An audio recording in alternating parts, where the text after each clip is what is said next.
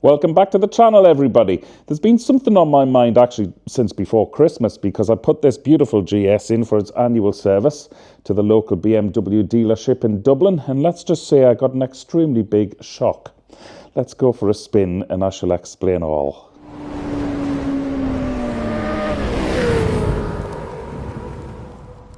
So welcome aboard, folks. Yeah, I've been dying to tell you this story.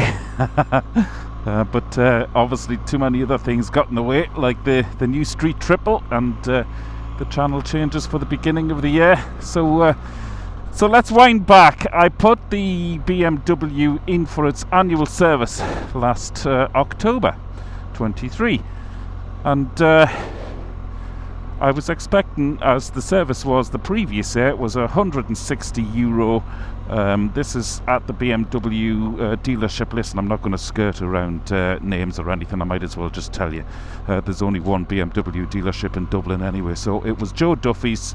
Delighted with the service I got in 22.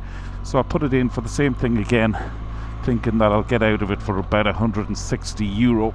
Because, I mean, I'd hardly put any miles on it, really. So I thought, yeah, just the oil service will do. Anyway, he rang me, or the service manager rang me after half an hour of it being in. Now, you may well remember the day because I took out the 1250 GSA as a courtesy bike as this bike was being serviced. And I made a video about that, actually, and I loved that bike. But anyway, no sooner was I on the courtesy bike and driving off to make a video on that, I got a phone call from the service manager, like I say, saying, listen, few things wrong, you need back brake pads, you need other lubricants put in, everything. I said, listen, that's fine. You know, I was hedging me bets in the hope that all I would need was an oil service, but if it needs those few things doing as well, you know, go ahead and do it. Now, all this, at the same time I was thinking I'm possibly going to trade in my 1200 GS for either the new 1300 GS or something else which was going to come along, possibly the 1250 GSA, which is what I was test riding that day. So I didn't want to spend too much money as well at the same time. I just wanted to get the bike well, serviced and you know, running great, if I was indeed going to sell it on to somebody else. And then I was told it needed new tyres, and well, I knew that anyway, but I wasn't going to get the tyres done with them. I was going to get the tyres done separately. Long story short, they then rang me back after another half an hour because I had explained that every time we went over a pothole or a bump, now this has been happening for nearly a year on this bike, I'd felt as though the bike wasn't bottoming out as such. So to me, I didn't think I had a suspension problem. There was just like a knocking. I'll tell you exactly what I thought it was. I thought it was the centre stand. The spring on the centre stand had come off or come loose or something like that. And I thought it was the centre stand knocking against the chassis. So I asked them to take a look at it anyway. I couldn't have been further wrong, to be honest. So I was told, in no uncertain terms, my bike needed front and rear suspension replacement. Now, pardon the pun, but to say I was shocked was an understatement. So I went back, after making the video on the courtesy bike, I went back to the dealership to discuss my options. Now, yeah, I was, you know, upset that it needed this doing. I was also really surprised. So this could have added to my feeling of being disgruntled, okay? But one thing I asked the dealership to do is to see what sort of price, albeit I knew it was going to be rock bottom, they would give me, you know, to sell it on within the trade, bearing in mind what was wrong with it. So they got back to me that afternoon and they said the best price we can get for you is €6,000. Now, I'd had it up for sale the previous month for €14,000. So that's just to put that into perspective there, folks. My head was all over the place. I was really cheesed off with the way that news was delivered. I wasn't given any options at all. I was just told bluntly and blatantly, well, that's it, that's the price, basically take it or leave it. So I rang my local motorcycle dealer, half an hour away from me, which actually are the guys who took in my VFR 800 when I bought it, and basically stripped it down and put it back together, and told me, well, actually those guys, CC's motorcycles in Kells, they told me, they spent more time telling me what my bike did not need rather than telling me what it did need. So they were constantly trying to save me money. So I rang them, told them of my plight, and they said, right, let us make a few phone calls, come down for a chat, which I did a couple of days later, on the bike. And they said, okay, here is an option for you. We'll strip the bike down here, we'll send the front and rear shocks off to a company in England, we'll have them rebuilt, fully rebuilt for you, we'll have them sent back and we'll put them back together on your bike for you. And I said, and what sort of price are we looking at for that? And they said, probably around €1,200. I said, yeah, but what about your work and your labour and everything? No, that includes everything, they said, including our labour. So you can imagine it was a no-brainer. I was just, yeah, okay, take the bike, I'll drop it back off tomorrow and I'll get a lift home. So that's what happened, and here I am on the bike, which feels brand new. The whole operation took about 3 weeks. Now, bearing in mind with Brexit and you know, all that sort of stuff, to and fro of goods, that delayed things possibly by a week. But I'm on the bike now. I'm honestly, I'm thrilled, and true to the word, the bill was €1,200. Yeah, actually, it was €1,250. It was €650. Now, that works out at about £550 sterling, I think, to have the shocks rebuilt in the UK. And then it was €600 for CC's motorcycles, their labour. Now, if you've tackled that job yourself, you know how much labour is involved in that. And there was no way I was going to take on that job of stripping the shocks down on this and then putting them back together as well. Not a chance. So to me, it was fabulous money, well spent. I'm delighted. I mean, it's about a... I'm trying to do my quick maths. It's less than a third of what the BMW dealership had told me. And all the way through the process, I was informed of what was happening. And even when I got them back, I was told by the lads in CC's that the company in England, to be honest, didn't think the shocks were that bad anyway. But I still have a full rebuild, like I say, on both shocks. And the bike is riding beautifully. Now, unfortunately, you can maybe see on my temperature gauge here, the temperature is only 2.5 degrees Celsius. So I'm taking it well handy on these roads. So the other thing is, whilst it was in CC's motorcycles getting rebuilt, I said, you might as well, lads, stick the tyres, the new tyres on as well. So they've put a lovely brand new pair of Michelin Road 6s on, and I'm just over the moon with the bike. The Road 6s supplied and fitted cost me €400, which is the going rate. I swear by those tyres. This is my second set. Sorry, I had Michelin Road 5s on before, because I had the Metzler tyres on when I first got this bike. By God, I didn't like them at all. I had a few nervous twitches with those tyres. So I'm delighted, delighted with life, with the way the bike feels, handles, and actually I'll find a place to come to a standstill and show you around the bike. Just bear with me.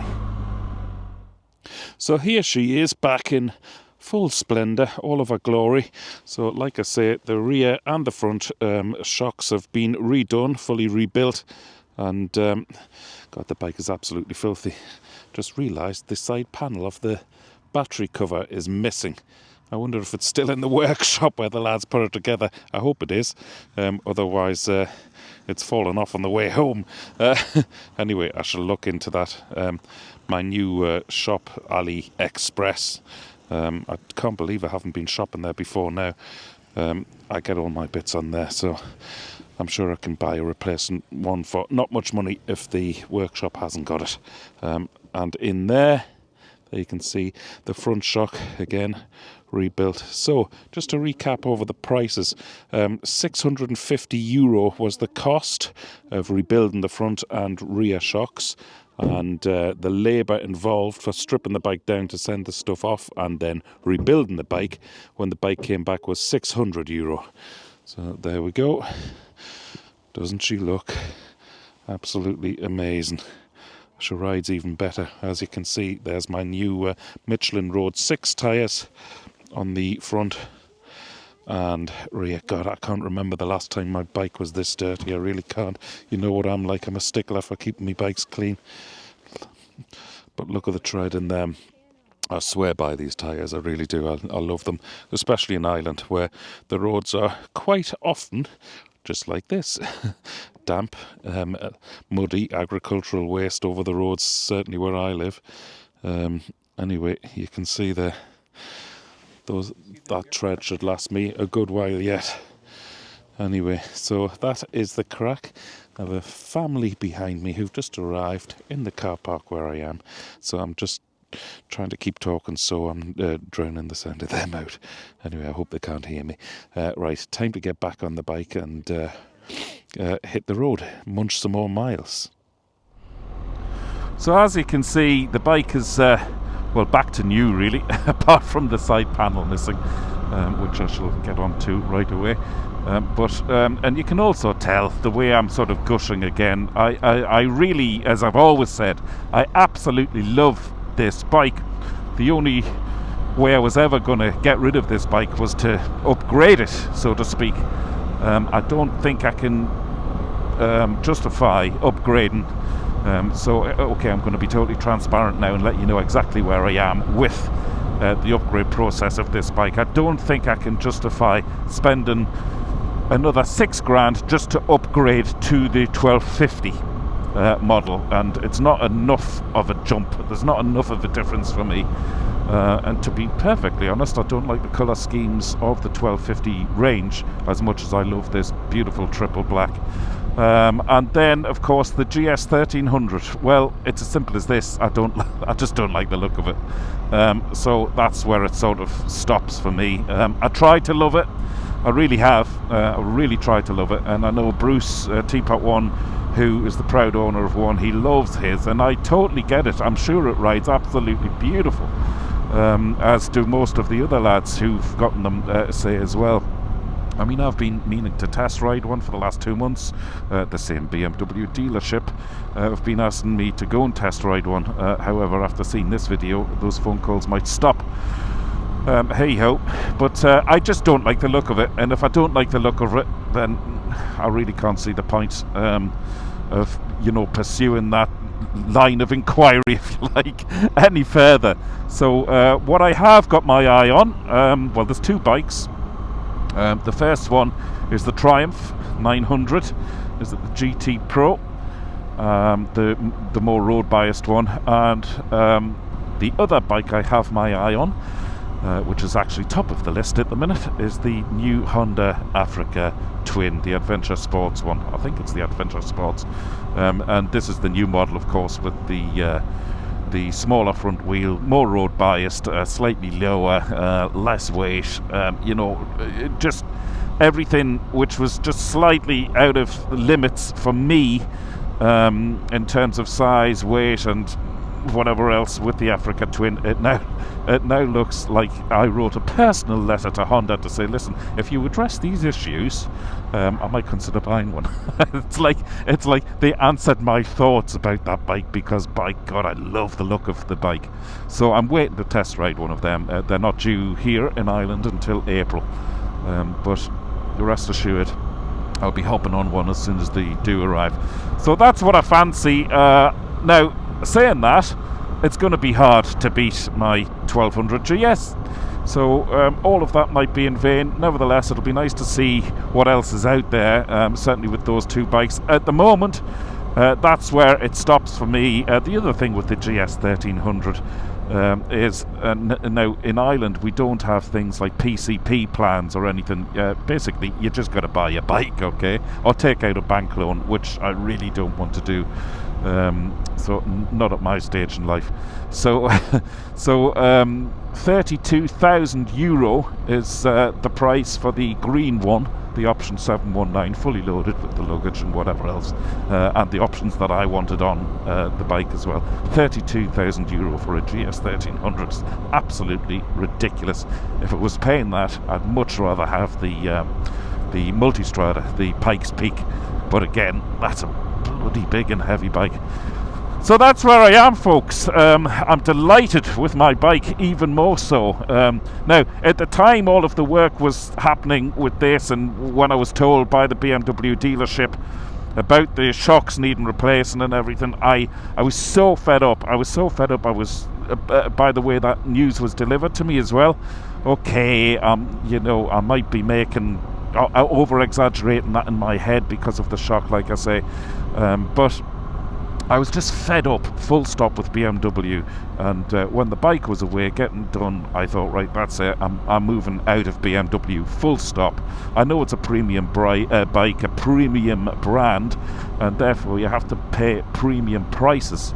But if I was to go down the route of paying 4,300 euro for front and rear shock replacement, I mean, that's like a third of what the current market value is of this bike. Ridiculous. No way was I going to pay that. So yeah, thoroughly cheesed off with BMW dealership prices and service, to be honest. And but then I got the bike back from my dealer, and well, I'm as happy as a pig in you know what.